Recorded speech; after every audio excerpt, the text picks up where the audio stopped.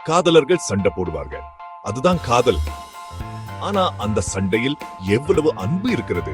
ஒருவரை ஒருவர் செல்லமா திட்டுவது, அதுவும் ஒரு பாசம்தான்.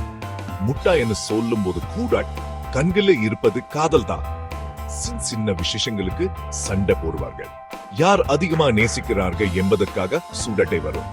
நீ என்ன விட அவளை அதிகமா நேசிக்க என்று அடம் பிடிப்பார்கள். அந்த அடம்பு, அந்த சண்டை எல்லாம் ஒரு இனிமைதான். சண்டை போடும்போது கூட சிரிப்பு வரும். ஒருவரை ஒருவர் பார்த்து சிரித்து விடுவார்கள். அந்த சிரிப்பில எல்லா கோபமும் பறந்து விடும். மீண்டும் காதல் மலரும்.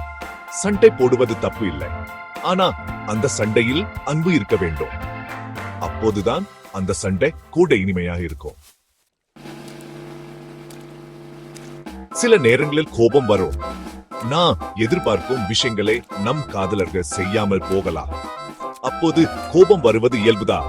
பிடித்த பரிசு வாங்கி வரவில்லை என்ன கோபம் வரலாம். பிடித்த உணவு சமைக்கவில்லை என்ன கோபம் வரலாம். சரியாக பேசவில்லை என்ன கோபம் வரலாம். ஆனா அந்த கோபம் சீக்கிரமே போய்விடும். ஏனென்றால் நாம் நேசிப்பது அவர்களை தானே.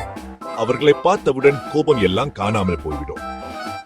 சில நேரங்களில் அந்த கோபம் சுட ஒரு விளையாட்டாக மாறிவிடும். ஒருவரை ஒருவச்சிடானே ஒரு வழியா மாறிவிடும்.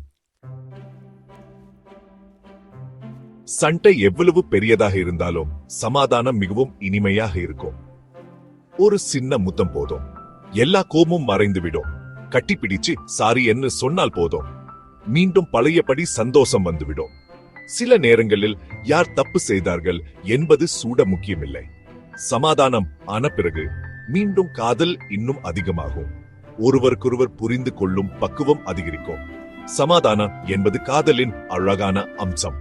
அது இல்லாம காதல் முழுமை பெறாது. காதல் சண்டைகள் வாழ்க்கையின் ஒரு அழகான அனுபவம்.